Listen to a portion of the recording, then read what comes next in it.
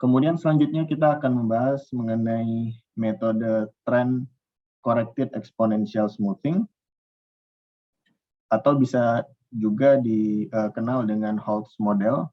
Metode ini digunakan jika data permintaan diasumsikan memiliki level dan tren dalam komponen sistematis, tetapi tidak berpola musiman. Nah, dalam hal ini berarti dapat disimpulkan bahwa komponen sistematik dari Holtz Model ini yaitu sama dengan level ditambah tren. Sehingga perkiraan awal untuk menentukan nilai level dan trennya dapat kita gunakan regresi linear dengan persamaan dt atau permintaan di periode waktu t sama dengan AT ditambah B. Yaitu dengan A adalah tren di periode waktu 0 dan B adalah level di periode waktu 0. Sehingga untuk periode waktu T, maka level dan tren dapat diestimasi menggunakan LT dan TT dengan rumus perhitungan perkiraannya menjadi F di periode waktu T plus 1 sama dengan LT ditambah TT dan F di periode waktu T plus N sama dengan LT ditambah N dikali TT. Setelah data permintaan aktual pada periode T atau DT didapatkan, maka nilai level dan tren untuk periode T plus 1 yang baru dapat diformulasikan sebagai LT plus 1 sama dengan alfa dikali DT plus 1 plus 1 min alfa dikali LT plus TT.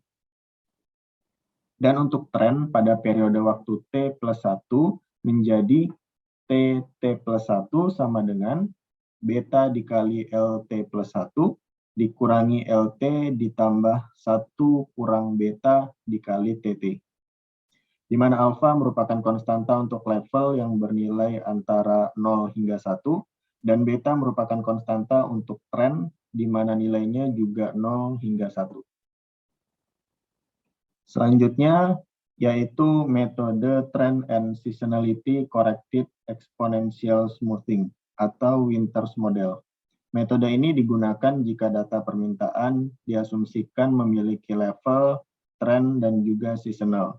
Dalam hal ini, berarti dapat disimpulkan bahwa komponen sistematik dari Winters Model ini yaitu sama dengan level ditambah tren dikali faktor musiman. Sehingga pada periode waktu T dapat kita perkirakan permintaan yang akan datang dengan rumus FT plus 1 sama dengan LT plus TT dikali ST plus 1. Dan untuk periode waktu T plus L sama dengan LT plus LTT dikali ST plus L.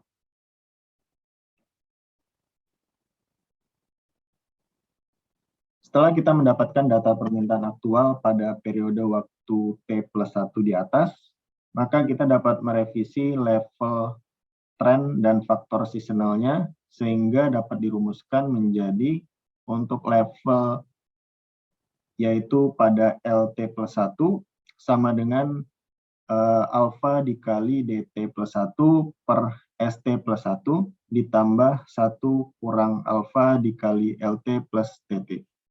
Untuk nilai tren yaitu TT plus 1 sama dengan beta dikali LT plus 1 kurang LT ditambah 1 kurang beta dikali TT. Untuk nilai faktor seasonalnya yaitu menjadi ST plus P plus 1 sama dengan gamma dikali DT plus 1 per LT plus 1 ditambah 1 kurang gamma dikali ST plus 1.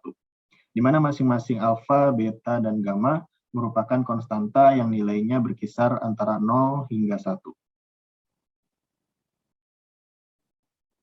Sehingga dapat disimpulkan, jika ingin menggunakan metode yang tepat dalam perkiraan permintaan, perlu dipahami karakteristik dari masing-masing metode, yaitu untuk moving average dan simple exponential smoothing, applicable untuk data yang tidak memiliki tren dan faktor musiman, sedangkan Holtz Model applicable untuk data yang memiliki level dan tren namun tidak seasonal, dan Winter Model untuk data yang memiliki level, tren maupun seasonal.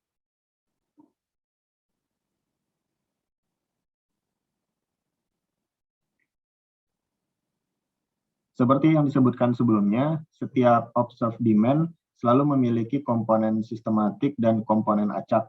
Metode peramalan yang baik harus menangkap komponen sistematik dari permintaan, bukan komponen acaknya.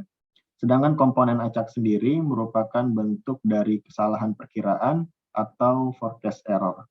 Forecast error sendiri mengandung informasi berharga dan harus dianalisis dengan cermat. Selama kesalahan yang diamati masih berada dalam kisaran data estimasi, perusahaan dapat terus mengaplikasikan metode yang digunakan saat ini. Namun jika forecast error berada di luar kisaran data estimasi, maka dapat disimpulkan bahwa metode perkiraan yang digunakan saat ini tidak lagi relevan untuk perusahaan. Forecast error atau kesalahan perkiraan merupakan perbedaan antara data hasil perkiraan dengan data aktual, sehingga jika pada periode waktu T, forecast error dapat dirumuskan menjadi ET sama dengan FT dikurangi DT.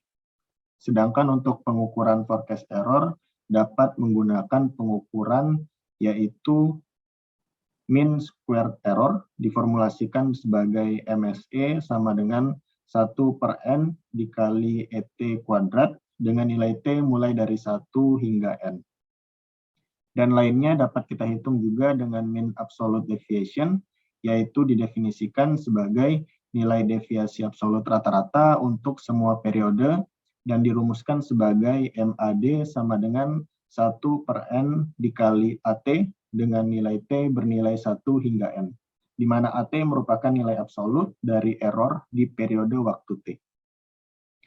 Selanjutnya yaitu untuk menghitung standar deviasi dari nilai MAD dengan asumsi komponen acaknya berdistribusi normal dapat dirumuskan dengan standar deviasi sama dengan 1,25 kali MAD. Selanjutnya untuk menghitung persentase error dari nilai rata-rata absolut atau bisa juga disebutkan sebagai mean absolute percentage error, bisa dihitung dengan MAPE sama dengan 1/n dikali nilai absolut ET per DT dikali 100 dengan T bernilai dari 1 hingga N.